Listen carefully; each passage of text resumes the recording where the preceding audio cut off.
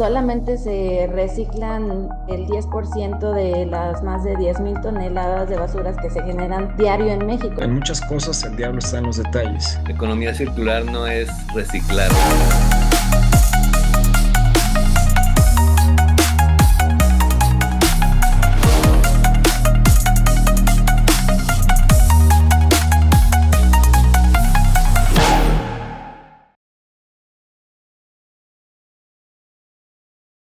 Hola, bienvenidos a nuestra mesa especial sobre la nueva ley de economía circular promulgada en México, en el Diario Oficial de la Federación el pasado 19 de enero del 2026 y que pues toma ya efectos a partir del 20 de enero y que pues habrá un plazo en el que podrán estar si no me equivoco, de 180 días para que estén las leyes reglamentarias sobre esta ley. Así que tenemos una mesa muy interesante, no solamente para entrar a, pues, empezar a ver algunos elementos que está ahí esta nueva ley de economía circular, sino sobre todo hablar del tema de la economía circular, por dónde van, cuáles son los rumbos, tanto desde el punto de vista de cómo lo ven las empresas, la academia, también la parte legal, y creo que pues es el balance de esta mesa que tenemos el privilegio de contar en primera instancia.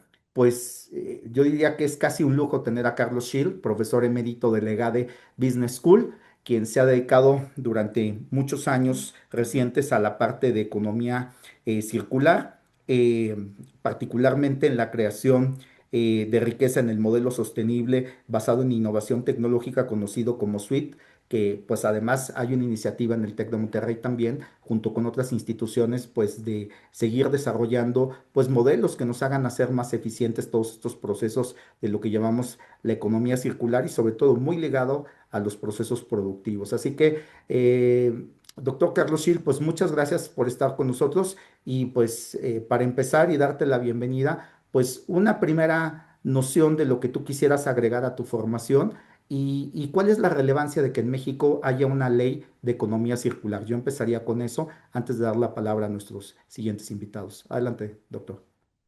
Pues muchas gracias por la invitación. Soy Carlos Shell, soy profesor emérito del Tecnológico de Monterrey. En esta institución he trabajado por pues casi más de 50 años. Tengo en el TEC. Ahora como profesor emérito he estado en los últimos 10 años trabajando mucho específicamente en cómo encontrar o cómo desarrollar un modelo pues, de economía circular que sea efectivo, sobre todo para las regiones de América Latina. Tenemos mucha información de Europa, tenemos muchos casos de éxito de Europa, algunos de Estados Unidos, pero sobre todo en Europa se ha desarrollado mucho toda la parte legislativa, la parte funcional de la economía circular, que en realidad se dificulta mucho en países de América Latina porque no hay condiciones, ¿no? En América Latina no tenemos condiciones adecuadas para aplicar estos modelos en forma efectiva. Y pues lo que se ha discutido mucho en varias sesiones de la COPS y de varias entrevistas que tenemos con gente especializada de las Naciones Unidas, específicamente de la UNEP, Naciones Unidas para el Programa Ambiental, es que si la sustentabilidad no es económicamente viable, pues todos los proyectos, todas las estrategias que desarrollen los gobiernos, las regiones, las mismas empresas, pues van a fracasar, ¿no? Tenemos muchos casos de fracasos en los cuales se ha comenzado por desarrollo social, desarrollo ambiental, y a la hora, si no hay un desarrollo económico, estos planes y proyectos pues no funcionan, ¿no? Y eso es lo que yo quisiera agregar más a detalle después, ¿no? De que Claro, si claro. no hay un foco económico adecuado, los planes que hay pues a la larga no son factibles, ¿no? Sí, doctor, y usted lo que nos dice es, pues lo que necesitamos es, y lo vemos aquí con muchas iniciativas de pequeñas y medianas empresas que lanzan un producto y el problema después es la escalabilidad y después que sea rentable y que sea sustentable en el tiempo. Así que, pues lo importante es que esta ley genere esos incentivos. Pues también tenemos en esta mesa, muchas gracias por esta primera introducción al doctor Carlos Schill. También tenemos al maestro Carlos del Razo, que es un abogado especialista en temas ambientales y en estos momentos preside la Academia Mexicana de Impacto Ambiental y bueno, tiene una licenciatura en Derecho por la Universidad de las Américas, también por la Universidad de Kent en el Reino Unido, una especialidad. Y bueno, pues Carlos, un gusto tenerte aquí. Y pues yo creo que hablar de ley, pues siempre pensamos en un abogado y qué mejor que tenerte a ti para que nos des un poco de luces. Y creo que sí, siempre lo primero que viene a la mente de toda la gente es tener una ley, pero a veces lo más importante, pues digamos que más seguramente vamos a ir hilando sobre la marcha ese tema, pero pues siempre la gente dice, tenemos muchas leyes en México, pero el problema es que no se cumplen. ¿Será el caso de la ley de economía circular que siga esa línea? Carlos, bienvenidos, adelante. Muchas gracias, Pablo. Una precisión nada más. Hace unos meses fundé un despacho con otro especialista en la materia, ingeniero ambiental. Yo, en mi caso, como bien decías, abogado. Del Razo y Rábago Consultores Ambientales. Entonces, para hablar también Perfecto. de con la credencial adecuada. Con gusto. Y bueno, un saludo a Argelia, a Carlos. Soy Exatec también, del Legado Business School, pero esa parte tampoco se precisó, así que un gusto también compartir foro con ustedes. Pues digo, lo primero que empezaría por decir es que justo, eh, más bien creo que esta ley es, digamos, es producto de un proceso legislativo que fue un poco, por decirlo de algún modo, prolongado, turbulento. Hubo varias iniciativas de leyes de economía circular durante todos estos años, muy distintas entre sí. De hecho, había unas que creo que lo acotaban mucho más a ciertos procesos, inclusive a ciertos productos, o tenían otro enfoque. Como ya decía también el doctor Schill, pues un poco el tema es la implementación aquí en América Latina, donde no somos países, digamos, usualmente para varios productos o para la prestación de varios servicios, no somos los países precisamente innovadores, ¿no? O que podemos influenciar más en la parte de ecodiseño, por ejemplo, o diseño de producto, etcétera, que eso pues tiene que ver de manera muy relevante con la parte de economía circular.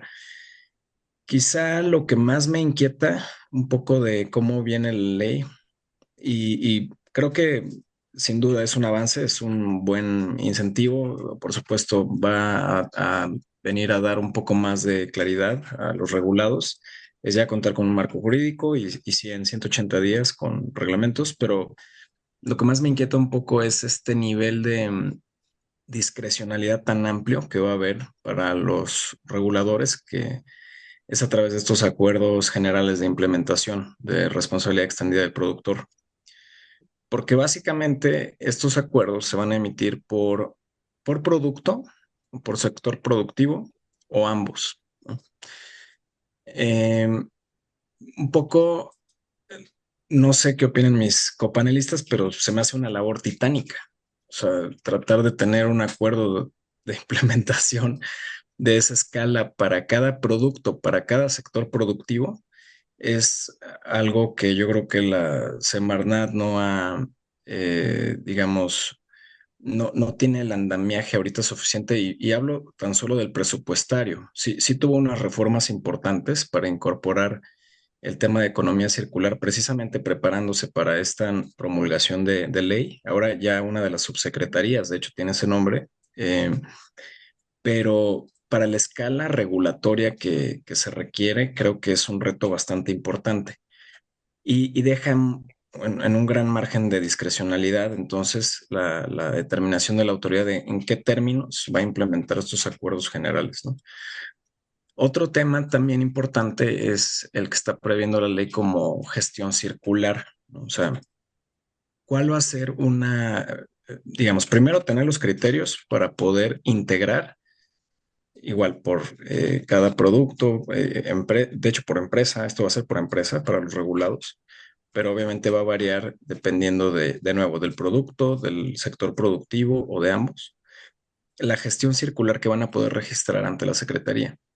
Y esta gestión circular, pues obviamente debe denotar y también demostrar que cumple con criterios de viabilidad técnica, económica y ambiental, ¿no? Que eso también va a dar un amplio margen de discrecionalidad para las autoridades para determinar, bueno, cuándo sí se puede considerar viable y cuándo no. Y ya para cerrar esta primera intervención, pues daría un ejemplo, ¿no? Los, digamos, regulados las profesionales que los asesoran saben que la gestión de residuos hoy en día, por ejemplo, pues requieren ciertas escalas y para ciertos productos también, dependiendo de si están en una norma oficial mexicana o no, o si son grandes generadores, del registro de un plan de manejo. Claro. Hoy en día no existe un requisito obligatorio de eficiencia de esos planes de manejo. Es muy usual y así lo vemos con clientes, por ejemplo, en el norte del país. El plan cumple diciendo que el plan de manejo va a promover el incremento en la reutilización, reciclabilidad o integración a la cadena de valor de los residuos del volumen total en un 1%. Con eso cumplen, pues ya, no necesitan demostrar mayor eficiencia. Entonces también aquí la pregunta va a ser, ¿quién va a determinar esa eficiencia? Y por otro lado, pues que eso no se contraponga con obligaciones hasta de carácter, digamos, arancelario o de importación, o que no sea una barrera no arancelaria, que después también tenga consecuencias, digamos, con las cadenas productivas que están ya muy integradas entre México, Canadá y Estados Unidos.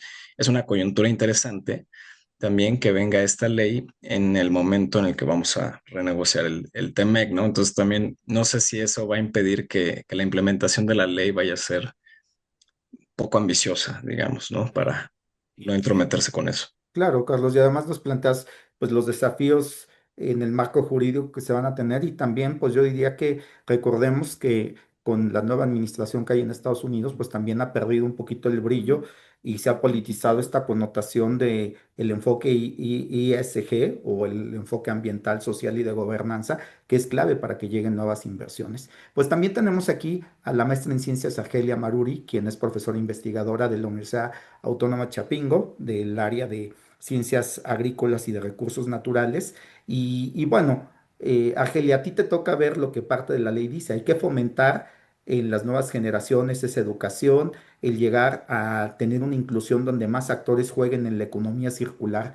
Eh, Eso lo ves positivo, imagino, desde tu experiencia, sobre todo en el área agrícola, que esto es pues seguir en esa línea que tú has hecho, pues como granito, como una gota en el desierto y que ahora puedes ver que esos esfuerzos se pueden encadenar pues a nivel nacional. Adelante, Argelia, y gracias por estar con nosotros. Y bueno, primero que nada, muchas gracias por la invitación. Y como dice el profesor, es un reto bastante importante, aunque es una pequeña luz en el camino, como investigadora, como en el área de pues agrícola, sí es una pequeña luz, pero pues bueno, esta nueva ley busca transformar esa gestión de residuos y producción, impactando en un escenario donde pues solamente se reciclan cerca del 10% de las más de 10.000 toneladas de basuras que se generan diario en México. Entonces, realmente es muy importante esta nueva ley, nos va a marcar un camino, si bien ya había indicios, a lo mejor porque eso era lo que había en la ley anterior, pues ahora nos marca un mejor camino, pero pues es un reto grandísimo, como ya decían, porque pues todavía hay muchos a lo mejor vacíos, ¿no? Entonces, es un reto, pero es pues un importante camino para que se vea la luz. ¿No? Y que además puedas ir incluyendo a las nuevas generaciones, que pues son las que tendrán que ir desarrollando esto con mayor fuerza. Y pues les recordamos que estamos en nuestra mesa de análisis sobre economía circular y tratando de dar los primeros análisis sobre la nueva ley de economía circular en México que entró en vigor a partir del 20 de enero de este 2026. Pues regresamos con el doctor Carlos Shields, quien es profesor emérito de la Business School y especialista en temas de economía circular. Doctora, quisiera, pues mira, cuando uno ve la definición de la ley suena muy bien. Diseño circular, responsabilidad extendida del productor, gestión circular, utilizar más materiales o materia prima de segunda mano.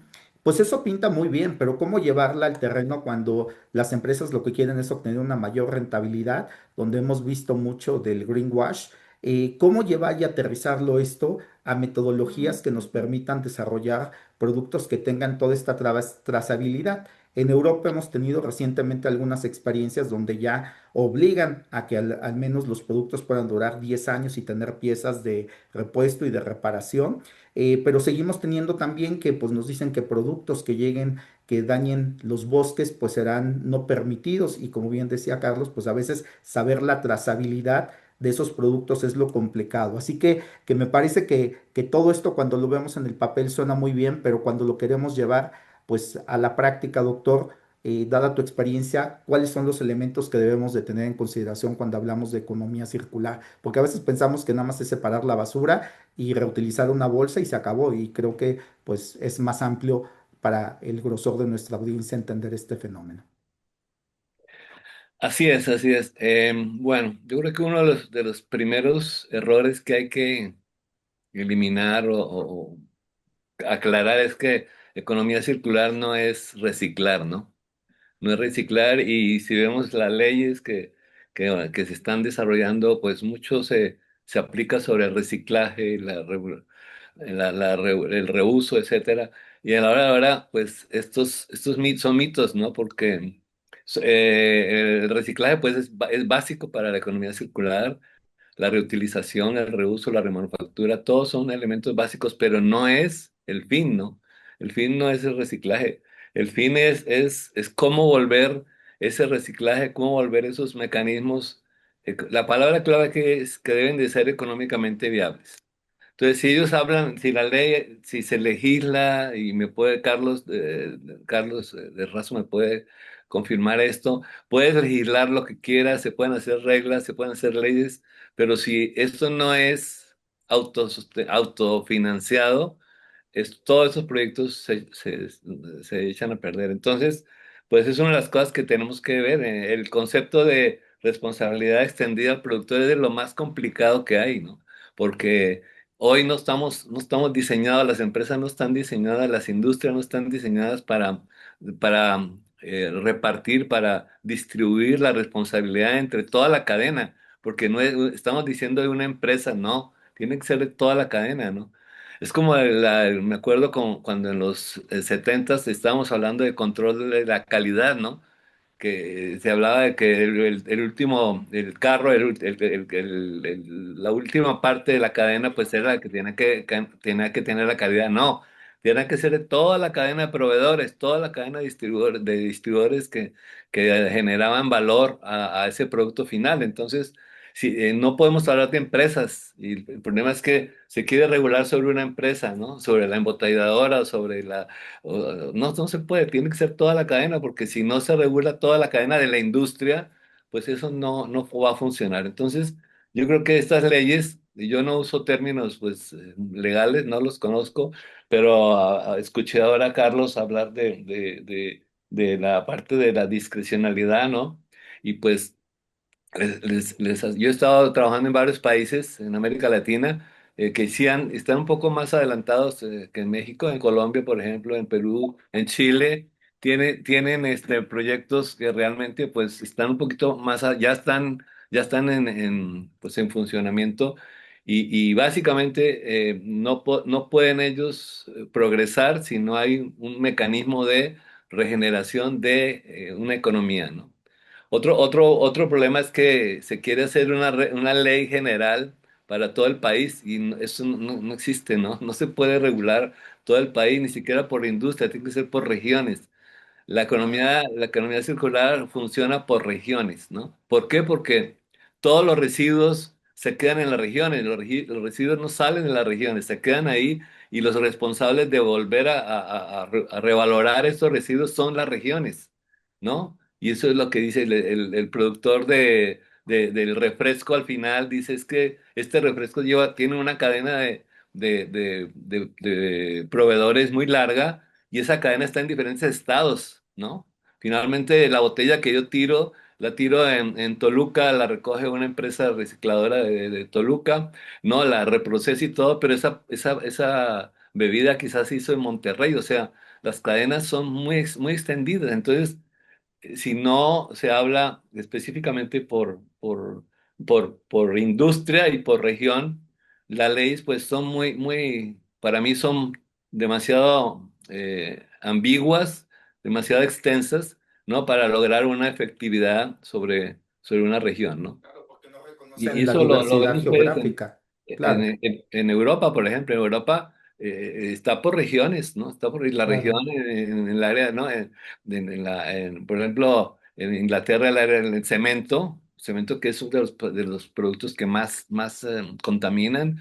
Es toda la cadena del cemento, de la industria del cemento, es circular, toda la cadena, ¿no? Desde los que hacen plástico, los que hacen llantas, todos se reúnen para generar un sistema circular de valor. Tenemos que hablar de sistemas circulares de valor, no una empresa por empresa, ¿no? Claro, y esos sistemas deben de reconocer la parte geográfica, pero también las vocaciones económicas que tiene cada Claro, región y claro. también debemos de ver la infraestructura y que en algunos sistemas la recolecta de basura o de residuos, para decirlo con propiedad, de residuos sólidos, por ejemplo, está privatizada y en otros no, y eso ya genera un problema. Simplemente la infraestructura de poder separar la basura, que ya dijimos que no es, pero es la parte más visible que tiene la audiencia de la economía circular, pues tenemos un desafío de infraestructura. Y le voy dejando en el tintero una pregunta, doctor, que tiene que ver con este modelo SWIFT que han desarrollado y las cosas que ya, para tratar de entender esta realidad y cómo se han experimentado desde el lado de donde usted está, con toda su experiencia, de cómo pues ir resolviendo estos temas y tratar de darle pues una solución, ¿no? Porque pues nos podemos quedar en el nivel teórico y hay que darle ya una ejecución. Pero por el momento vamos con Carlos del Razo, quien les recuerdo es abogado especialista en materia ambiental y presidente de la Academia Mexicana de Impacto Ambiental. Carlos Schill, tu tocayo, te dejaba pues ya ahí las dudas en términos legales, que a veces uno dice pues esos términos legales a veces no todo el mundo los entendemos, pero pues tienen que ver con a veces siempre nos preocupa quién va a fiscalizar todo lo que tiene la ley. ¿Quién va a tener que esos órganos? Y uno de los elementos que, además de lo que tú quieras agregar, Carlos, me llama la atención, es decir, que va a haber un sistema nacional de economía circular. Uno pensaría, pues que antes no existía, o sea, no había coordinación entre los tres niveles de gobierno, porque ahora sí requerimos uno, pues, y dicen liderado por la Semarnat, pues no era la función de la Semarnat liderar este esfuerzo. Adelante, Carlos. Gracias, gracias, Pablo. Pues mira, justo, digamos, instrumentos de fiscalización y también lo dice la propia ley, instrumentos eh, para la implementación de la economía circular, está típicamente también la verificación y vigilancia que va a correr a cargo de la Profepa, ¿no? O sea, la secretaria, aunque es la encargada, así también se lee de la LEGEPA, pues tiene a su órgano, digamos, a su procurador ambiental, pues es la Procuraduría Federal de Protección al Ambiente, y también hace muchas remisiones a toda la parte de verificación y cumplimiento ambiental de la LEGEPA, ¿no? De la Ley General para el Equilibrio Ecológico y la Protección al Ambiente. Entonces, por esa parte, ahí está. El tema es que también veo que en la ley hay, digamos, otros instrumentos que al menos inicialmente están un poco claros. O sea, por ejemplo, se tiene este tema de que para los análisis de ciclo, perdón, para el registro de la gestión circular, pues está implícito, así se puede derivar de la ley, se van a requerir estos análisis de ciclo de vida. Pero en este punto no es posible, digamos, saber si solo ciertas entidades van a estar autorizadas para realizar estos análisis, sí, análisis de ciclo de vida, o van a ser, digamos, en general cualquier consultor, entidad, etcétera, ¿no? Entonces, ese es un punto importante porque además sí vamos a tener que tener metodologías que estandaricen precisamente cómo se hacen estos análisis En el EGADE lo hacen muchísimo para varias de sus materias, para, digamos, analizar productos. Es impresionante cómo con ciertos softwares se analiza precisamente todo el ciclo de vida, huella hídrica, huella de carbono, huella ambiental en general, etcétera, ¿no? Entonces, esa parte va a ser muy importante y todavía no está claro. Hay otro tema que también es importante, que es este distintivo en materia de economía circular. Mi impresión es que de la ley hay una especie de esfuerzo por revitalizar el tema de auditoría ambiental. De hecho, así lo propone en algún momento la ley. Pero lo cierto es que, y esto digo de pláticas que hemos tenido también en la Semarnat y eso, mm, el programa de auditoría ambiental de la Profepa tuvo, digamos que tuvo un auge en su momento, hace como unos 15, 20 años, en el que sí había mucho interés de las empresas y de hecho muchos procesos se llevaron a cabo bajo este programa. Se otorgaron muchos certificados de industria limpia, que era el producto final de esta auditoría, pero este instrumento ha perdido fuerza. Entonces, esta puede ser una buena coyuntura para tratar de revitalizarlo, aunque más bien sabemos que hay una idea de la Semarnat de crear una especie de sello verde. O sea, digamos que dejar un poco de lado el planteamiento como se conocía, de tener varios certificados de industria limpia por igual por sector, etcétera. La CEA también tiene sus propios certificados, la Agencia Nacional de Protección al Medio Ambiente y Seguridad Industrial del sector hidrocarburos, y quizá homogenizar esto, y el tema de economía circular puede también ser un elemento de esto, pero está poco claro también. Entonces, en general, creo que volvemos un poco a lo mismo y a mi inquietud inicial, ¿no? Sí, en muchas cosas el diablo está en los detalles y también en cómo se van a verificar todas estas nuevas obligaciones que sin duda son, sí motivan, digamos, creo que son un buen esfuerzo, pero lo que tú decías al inicio, pues que la Semarnat no ya hacía esto al inicio.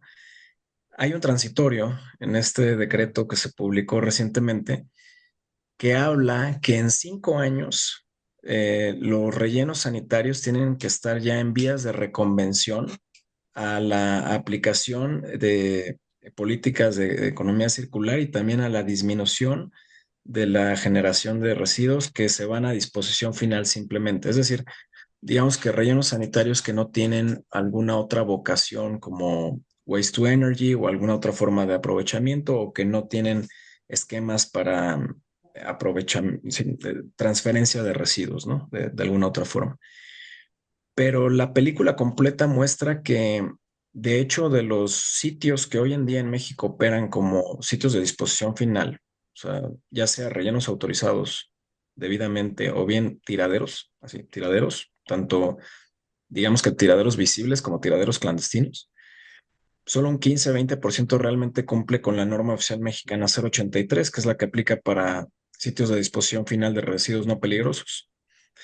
Entonces, o sea, no tenemos ni sitios, Claro. digamos, ni un universo robusto de sitios que cumplan, ya no digas con niveles de eficiencia en materia de economía circular, sino que cumplan con tener un liner para que no haya lixiviación y no contamine Claro. el suelo, ¿no? Entonces, Y la infraestructura básica que se requiera y la gente pues a veces nos dice, pues ese liquidito que ven que desprende la basura, pues es más tóxico que a veces las aguas negras, el famoso lixiviado.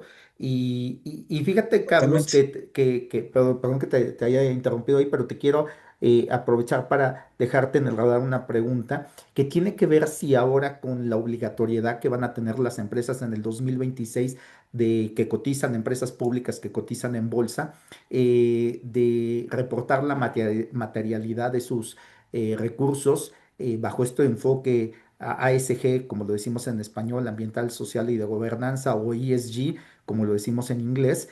Si eso será realmente, pues que le pueda dar un auge y un impulso. Y yo te voy a decir dónde está mi preocupación. Lo que he visto es que el tema de ESG ha cobrado gran fuerza y ha habido una revolución de muchas empresas y consultoras que empiezan a hacer sus propios indicadores y a venderte métricas, pero no hay un sistema armonizado y eso es lo que a mí me preocupa de que no hay un sistema armonizado. Y si quieres te lo dejo ahí en el radar para que nos digas qué va a pasar con esto. Y quiero cerrar este primer bloque de nuestra mesa de análisis con Argelia Maruri para que pues con todo lo que nos han dicho nuestros colegas, Maruri, pues en la academia, pues tú has tenido la posibilidad de ver pues esos esfuerzos muy, digamos, a cuentagotas. Tú lo ves en cómo los estudiantes van incorporando en su formación pues esta idea de la economía circular, pero también has tenido la experiencia de ver a pequeños productores en el sector agrícola. ¿Cómo van esas experiencias? Algo que nos puedas contar, sobre todo de que pues hemos visto los desafíos que representa, pero alguna experiencia que tú hayas visto, tanto en estudiantes como en pequeñas empresas, en el sector agrícola, que tú puedas decirnos pues que hay una esperanza de que sí se puede hacer algo de economía circular. Sí, pues yo creo que es muy importante pues este sector de los pequeños productores y las universidades tienen que jugar ahí un papel muy importante porque muchos productores y creo que muchas personas ni siquiera saben qué es la economía circular, ¿no? Entonces viene aquí una nueva ley cuando a lo mejor esas personas no conocen los términos. Entonces ahí va a jugar pues un papel importante en las universidades justamente para la creación a lo mejor de esa conciencia crítica y ecológica, pues en los alumnos y en los pequeños productores. Si bien en la universidad en Chapingo tenemos ese acercamiento con pequeños productores, pues bueno, nosotros como profesores podríamos hacerle conciencia a los alumnos y demás, y cuando van a sus prácticas profesionales los alumnos o cuando van a sus viajes de estudio y demás, pues hacer esta transferencia de conocimiento a los pequeños productores, porque creo que va a ser un muy buen inicio, ¿no? O sea, que se acerquen más a esto. Si bien es a lo mejor muy visible el daño que se hace y demás, pero muchas veces no saben cómo mitigar ese daño. Entonces, creo que de inicio podría ser un muy buen acercamiento con esos pequeños productores de que se les lleve la información, ¿no? Que deben de tener para cumplir este tipo de leyes. Sí, y que no solamente se queda en la información conceptual, sino que a veces te dicen, yo quiero producir café orgánico. Sí, pero para que llegue a Alemania tiene que tener un sello que permita ver la trazabilidad de que realmente cumpla que es orgánico. Y el problema que hemos visto en muchas ferias, que en Chapingo me encanta que fomenten esto de que desarrollen productos innovadores, es que de pronto los jóvenes desarrollan un producto, un jabón, una miel, un café que es amigable con el medio ambiente, tratan de ver, pero el problema, como bien decía Carlos Shields, el problema es que no es costeable y que termina siendo un producto que pues es casi de exhibición, demo, pero que no tiene escalabilidad. Y creo que ese es un desafío que tienen las universidades de también cómo jalar recursos para generar innovación en esta materia que permita que no solamente se hagan demos, sino que se vuelvan rentables. Entonces, creo que es un desafío para las universidades y qué bueno que Chapingo pues está tomando la batuta en el área agrícola. Pues les recuerdo que estamos llegando a la mitad de nuestra mesa de análisis sobre economía circular y la nueva ley de economía circular precisamente promulgada el 19 de enero de 2026 y que ya entró en vigor el 20 de enero de este mismo año y que tendrá 180 días para tener las leyes reglamentarias. Pues le habíamos dejado al doctor Carlos Schilps en el tintero, pues ya hemos visto pues estas pinceladas de que nos falta educación, de entender que a veces no, economía circular no solamente es reciclaje, este tema de la responsabilidad extendida en el productor.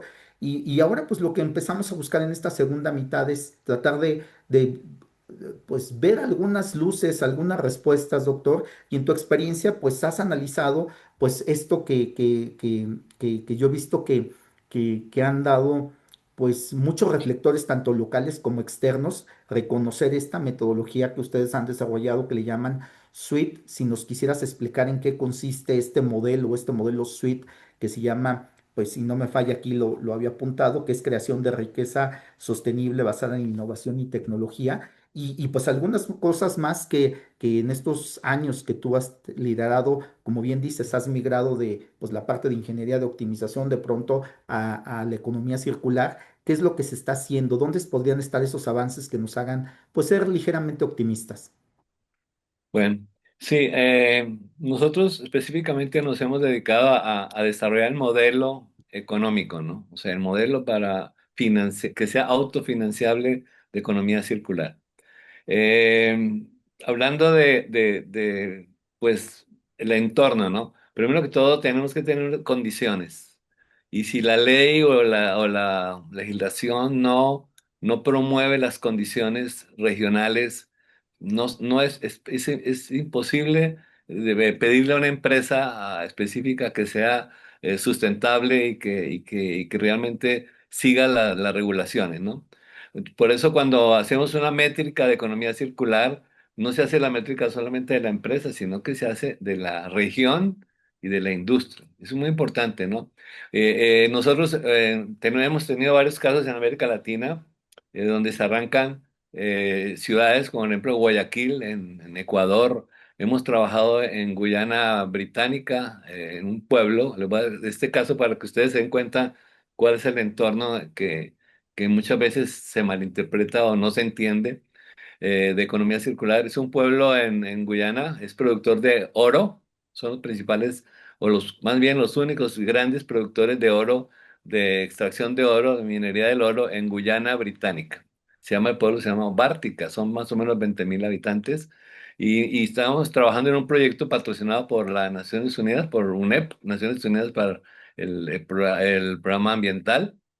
Y la idea es, bueno, extraen oro, pero dejan el pueblo totalmente contaminado, no solamente contaminado de residuos de la práctica del manejo del oro, sino maquinaria, camiones, llantas, y todo está regado en la ciudad. Bueno, en la ciudad, todo está regado, alrededor pegado al río Esequibo, allá en Guyana, está más o menos a hora y media en lancha de Georgetown, ¿ok? Entonces, en ese pueblo todos, o sea, la idea es cómo circularizar un pueblo completo, ¿no? Para que ahí sí realmente hay una economía fuerte que es la extracción, la minería del oro, pero alrededor de todos los residuos que deja el oro, tenemos que desarrollar una economía. Otra vez, necesitamos generar economías, no reglamentación, no certificados a empresas, sino generar riqueza, porque es la única manera que esto funcione. Si no, se pierde mucho dinero porque las leyes, como decía Carlos, ¿no? Si el necesitamos Estado de Derecho. Si no hay Estado de Derecho, todo también estas pueden hacer todas las reglas que ustedes quieren. Entonces la idea es cómo cómo educar a la gente, pero no solamente en reciclar, sino en generar nuevas empresas. Entonces lo que estamos haciendo es desarrollar emprendedores de economía circular. O sea, formar emprendedores que no son los convencionales. Necesitamos generar nuevas economías a través de nuevas empresas para, para que esas empresas de reciclaje, de remanufactura, generen una economía a la región donde se generan los residuos, ¿no? Entonces, de otra vez, las leyes yo las veo tan generales que no, tienen que ser más particulares, ¿no? Cada región tiene su vocación, cada región tiene sus residuos. Lo bueno para nosotros es que todos los residuos de todas las industrias se quedan donde están las empresas que son las que menos recuperación de la inversión tienen, ¿no? Los ganaderos, la agricultura, los agricultores producen, exportan, sacan de la ciudad, del pueblo, del lugar donde están los cultivos, y ellos se quedan con los residuos. Entonces la idea es cómo hacer que esos residuos se conviertan en algo valioso para ellos. Entonces ahí sí, la idea de las leyes es cómo proteger esa industria local para que se genere localmente una riqueza, ¿no? Entonces hemos tenido varios casos en otra vez por ciudades, pequeñas ciudades, que hacen que su economía por ejemplo, el residuo del plástico. Es más caro el plástico reciclado hoy, si el precio del petróleo baja tanto, es más caro el plástico, la resina reciclada que la resina virgen. Es como compito yo, que tuve que hacer una inversión enorme, ¿no? En una empresa para reciclar. ¿Cómo compito yo otra vez con la petroquímica básica? ¿Por qué? Pues porque es más barato la resina natural del petróleo que el reciclado. Entonces, Por eso tenemos que entrar a mecanismos y no de subsidios, porque otra vez vienen, no vamos a subsidiar, no, no, no. Si se subsidia otra vez, son proyectos que duran 1, 2, 3 años y ya se acaban porque se acaba el dinero. Los subsidios se acaban. Tenemos que hacer que esas regiones generen su propia economía. Entonces nosotros nos hemos dedicado, y este modelo que tenemos, de los varios modelos que tenemos, es para que las regiones generen su propia riqueza de economía circular. Y cuando ustedes ven que se genera una riqueza, ya las leyes sobran, ¿no? Sobran porque realmente el empresario ve que está generando una economía de sus residuos. Entonces, prácticamente sobran las leyes, ¿no? Porque hemos visto en lugares Tenemos que... que llegar, es lo que tú decías, Carlos, es hacer un sistema donde se vuelva un círculo virtuoso. Y te voy a decir, lo que pasa también en la industria petrolera, pozos que ya no tienen rentabilidad dado el break-even, que ya es más costoso extraerlo que dado el precio y que los dejan a la deriva y tenemos una contaminación que nadie se hace responsable. Y entonces, pues sí, tenemos también que uno dijera, ¿cómo creas los incentivos? Los famosos impuestos piguvianos al medio ambiente, pues terminan siendo más recaudatorios que tratar de resolver el problema y generan más distorsión que lo pueden tener. Y fíjate que te comparto que recientemente una de mis exalumnas, precisamente egresada del TEC, trabaja en el programa de Naciones Unidas y yo no sabía que tienen un ombudsman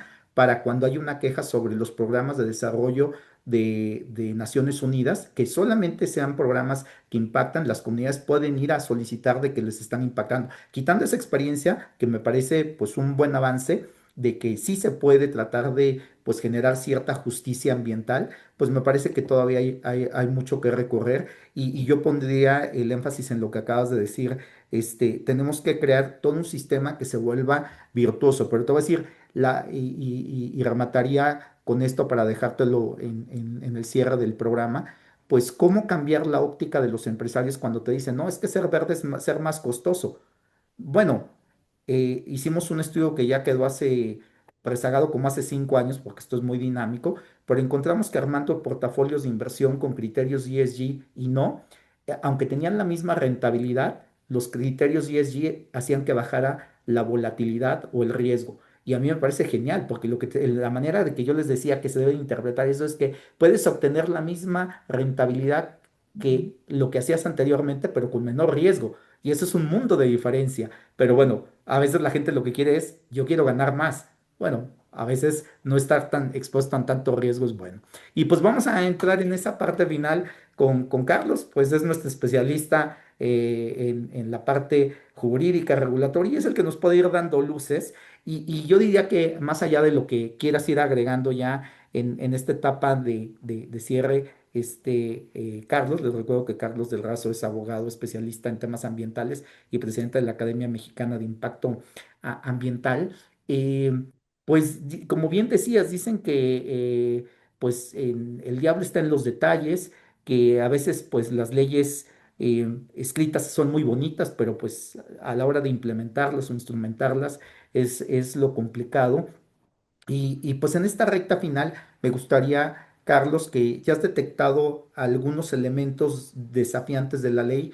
¿Cuál crees que tú podrías destacar para irnos con un sabor de boca optimista? Pues algunas cosas que sí ves positivas, que tú dices, aunque pago por ver, pero ¿cuáles serían uno, dos, tres elementos que tú digas, me parece muy positivo que se esté desarrollando esto, aunque sea en la ley y que falta ver su instrumentación? Claro. Eh, pues yo creo que sí brinda, hay muchos elementos positivos, ¿no? O sea, digo, siempre tratamos de, obviamente, ser críticos y también vislumbrar dónde pueden estar las complicaciones para los regulados, para las empresas, para los clientes. Pero creo que sí hay muchos elementos positivos, ¿no? Hay, por ejemplo, un catálogo ya muy vasto de definiciones que sí de algún modo están alineados con la política ambiental actual y ¿Te que, refieres a la taxonomía? por ejemplo, ¿no? O sea, la taxonomía es un elemento y de hecho ya la taxonomía definía proyectos de aprovechamiento sustentable de los recursos naturales o bien de reintegración de ciertos insumos o materias primas secundarias, como aquí lo define la ley, que se consideraban para efectos de la taxonomía, ¿no? Ujú. Lo que tú comentabas y también apuntabas hace un momento, Pablo, respecto a pues este tema de cómo empata esto también con las obligaciones de reporteo de Claro, diferentes sectores, industrias, etcétera. Creo que también va muy alineado a eso, porque realizar análisis de ciclos de vida es algo que le va a servir de todos modos a las empresas para no solo cumplir con este tema de su registro de gestión circular, que ya lo está obligando la ley, y que, bueno, se van a poner reglas en lo subsecuente, pero les va a servir, por ejemplo, también para sus reportes y para el tema de medición de emisiones y para también el tema de ver cómo cumplimos con el sistema de comercio de emisiones y con el CBAM, ¿no? El Cross Border claro. Adjustment Mechanism.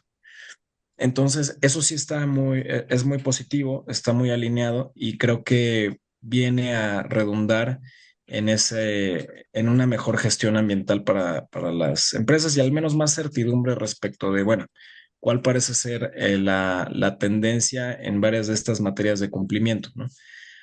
De nuevo, me preocuparía un poco más solo la parte de cómo van a empezar a emitirse estos acuerdos generales de implementación, porque también creo que sería un poco injusto que solo se comience con un sector y no con otro, y también pues ahí que se puedan producir desbalances de mercado, ¿no? Ya lo apuntó muy bien Carlos anteriormente.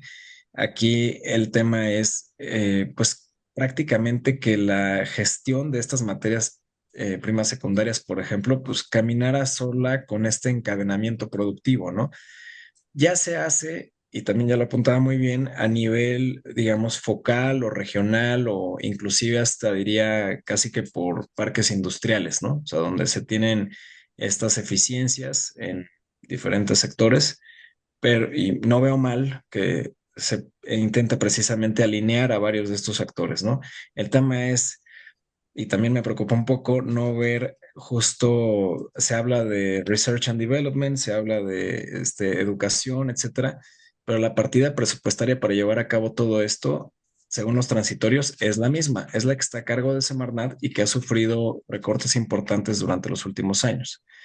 Entonces, sí le doy un voto de confianza, pero con varias de estas reservas que creo que sí se tienen que cuidar y pues ojalá que podamos ver también en 6 meses una buena implementación reglamentaria.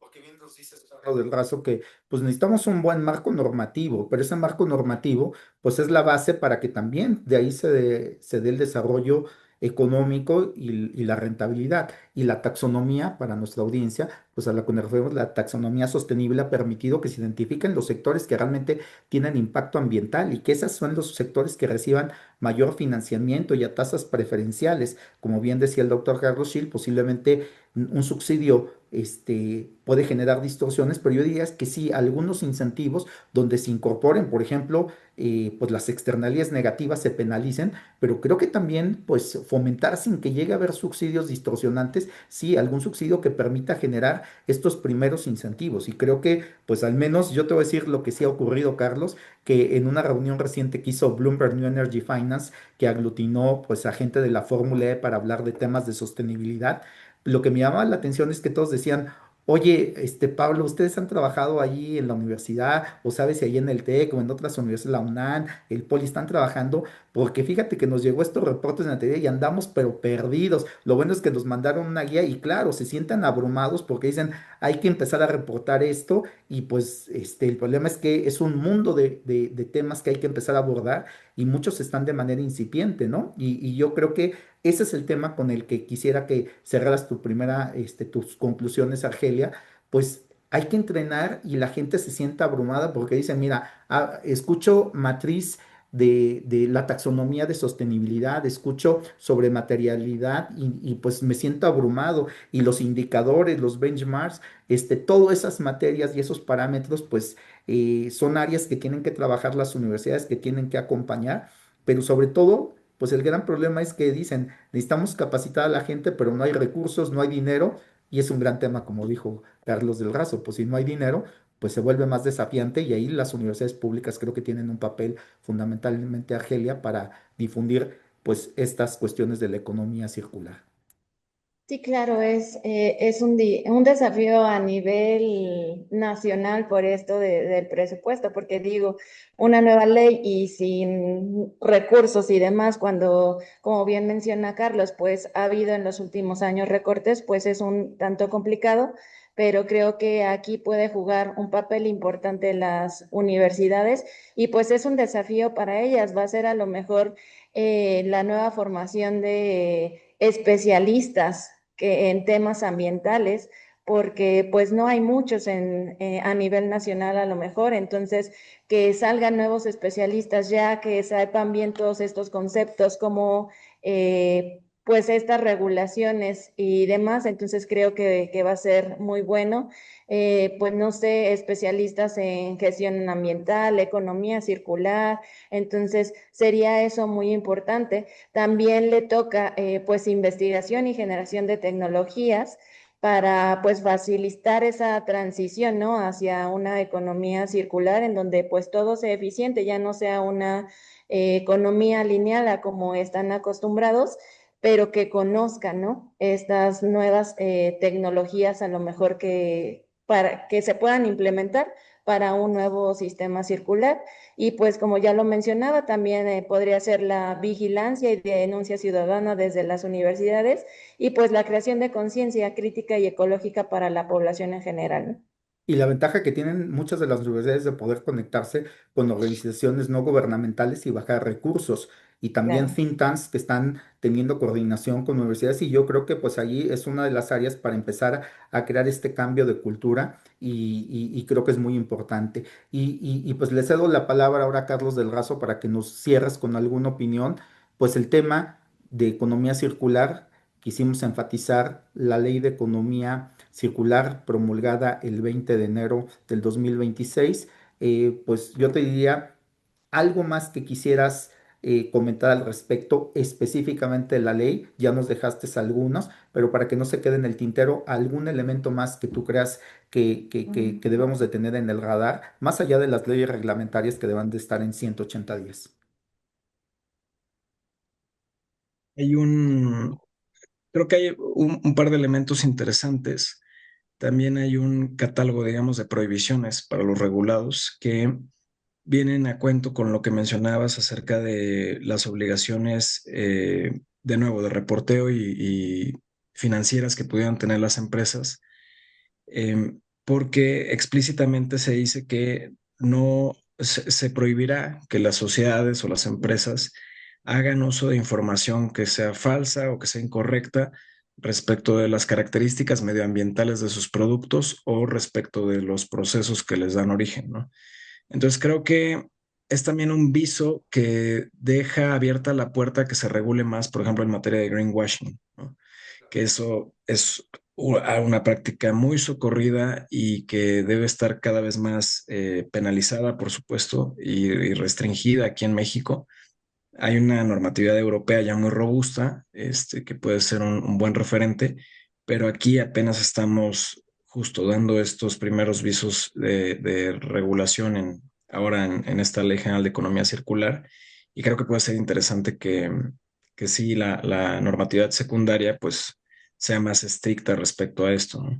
Y que los mismos fondos de inversión yo creo que pueden tomar castigo en sus políticas, porque muchos de los fondos tienen criterios ambientales para poder hacer inversiones, y me parece que ahí, aunque ha perdido pues un poquito la moda de ESG, pues llámenle inversiones para la transición o quítenle el nombre político, lo que quieran, pero el chiste es de que yo creo que también la gente que tiene el capital debe de exigir que se cumplan, que esos proyectos que están catalogados como verdes realmente se garanticen que sean verdes. Yo creo que es una manera de ir cerrando.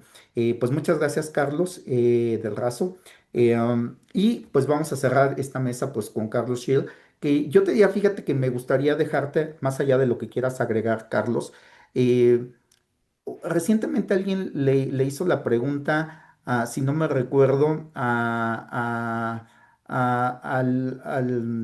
director de NVIDIA, o no me acuerdo si es el de NVIDIA o el de OpenAI, y le hicieron una pregunta, pero más allá de quién haya sido, preguntaron, ¿todo el mundo debe de saber programación? Y recuerdo que dijo, no, no todo el mundo debe saber programación en este mundo, sino debe de tener la lógica de un programador. Entonces, lo que yo quiero llegar es, para poder aterrizar la economía circular, todos debemos de saber de economía circular, optimización, procesos, o realmente debemos de ser conscientes de lo que implica y que desde cada trinchera lo podamos hacer. Entonces, haciendo esta analogía es, el camino se ve, pues, como bien decía aquí Argelia, tenemos baja educación en estos temas, hay mucho camino, como dije, decía Carlos del Razo, falta, pues el marco normativo es la base, pero falta recursos, financiamiento, accountability, transparencia. ¿Tú cómo ves esa parte de poder llevar esa lógica de la economía circular a toda la gente? ¿O en realidad, pues no se podrá? Sí, gracias. Ya para cerrar, bueno, yo creo que estamos en un momento de transición importante en el mundo. Ahora con estos nuevos cambios geopolíticos que están ocurriendo, se hace cada vez más difícil lo que se está haciendo. Por eso yo creo que esto debe ser como un movimiento como en los 70, repito, del control de calidad total, ¿no? O sea, tiene que ser un movimiento nacional para cambiar la conciencia, y no solamente la conciencia ¿cómo se dice? De ser limpio, o usar energías limpias o no, sino, o verde o no, sino que tiene una conciencia de que necesitamos todos desarrollar modelos, desarrollar emprendedores, y además de especialistas, como decía la maestra Argelia, necesitamos emprendedores que realmente se concentren en encontrar soluciones para hacer que la sustentabilidad sea rentable. En ese momento, para mí es clave, y lo han mencionado en las varias COPs. Ahorita en la última también se hizo lo mismo. Necesitamos que desarrollar modelos para que la sustentabilidad sea rentable. Yo creo que ese es el gran espíritu, una conciencia de rentabilidad, ¿no? Una conciencia de que lo que se está haciendo es algo que es viable y es, ¿cómo se dice? Económicamente, pues, que tiene un retorno. Yo creo que como instituciones educativas tenemos también que hacer mucha investigación en las tecnologías. Solamente les digo, para referencia, en Inglaterra estuve el año pasado en una feria de management, de administración de basuras, de residuos. Hace 2 años también fui, que eran como más o menos 100, en Birmingham, eran 150 empresas. Hoy, el año pasado, más de 400 empresas dedicadas a transformar residuos, todo lo que quieran ustedes, plásticos, maderas. Entonces, sí es negocio. Lo que quiero decir es que sí, la economía circular sí es negocio, siempre y cuando que tengamos esa conciencia de trabajar en un sistema circular, industrial y regional, ¿no? Entonces, mi último mensaje es ese, ¿no? Es cómo cambiar o cómo promover una conciencia, no solamente de economía circular, sino de que tenemos que ser sustentables y no nos acabamos, ¿no? Yo creo que va más allá. El fin no es la economía circular, porque mucha gente ve esta regulación como que tenemos que ser circulares. No, tenemos que ser sustentables para poder nosotros recuperar todo lo que se le ha ganado a la naturaleza. Entonces, ese es mi mensaje final, ¿no? Y creo que eh, con todo esto, que es un paso, porque sí es importante tener legislaciones, tener un marco estructurado, pero también es importante cambiar la conciencia, ¿no? Cambiar una conciencia de sustentabilidad, y que todas las empresas vean que si soy sustentable, sí puedo hacer negocio de eso, sí puedo generar un incremento. Si no logramos eso, no se puede. La economía circular no es un fin, es un medio para lograrlo, ¿no? Me quitaste la conclusión porque estaba pensando en eso, pero creo que mejor manera de cerrar. Exactamente, la economía circular no es el fin, sino es todo un proceso que debemos de tener. Y yo te diría que hasta nos dejaste abierta la puerta para una segunda mesa que en algún momento los convocaremos, porque yo creo que nos falta entender que la economía digital está cambiando los procesos productivos y la inteligencia artificial. Y así como dicen que la inteligencia artificial nos está devastando el consumo de energía y todo el rollo, también nos está generando mayor productividad. Así que creo que pues a eso no te refieres de que la economía es cambiante, dinámica y que nos exige diferentes procesos. Así que un verdadero placer a nombre de Factor energético. Les agradecemos que nos hayan prestado el favor de su atención en esta mesa de análisis sobre la economía circular y los cambios a bueno, más bien la emisión de la nueva ley de economía circular en México, promulgada el 20 de enero del 2026. Agradecerle a la maestra Gelia Maruri, profesora e investigadora de la Universidad Autónoma Chapingo del área de agrícola y de recursos naturales. Muchas gracias, Argelia. También agradecerle a Carlos del Razo, quien es abogado especialista en materia ambiental y quien es actual presidente de la Academia Mexicana de Impacto Ambiental. Carlos, muchas gracias. Y también a Carlos Schill Mayenberger, quien es profesor emérito del EGADE Business School y pues realmente alguien que conoce mucho del tema de la economía circular. Un placer haberlos tenido a los tres y pues sobre todo las cosas que tengan, que sea el principio de algo que sea un futuro mejor para las nuevas generaciones, porque digo que nada más tenemos un planeta y deben de disfrutarlo todas las generaciones, no solamente las pasadas, las presentes, sino las que vienen. Así que muchas gracias, pero sobre todas las cosas, muchas gracias a ustedes que al vernos y escucharnos hacen posible este programa. Hasta la próxima. Gracias, gracias por la invitación. Saludos a todos. Gracias. Gracias. Saludos. Saludos.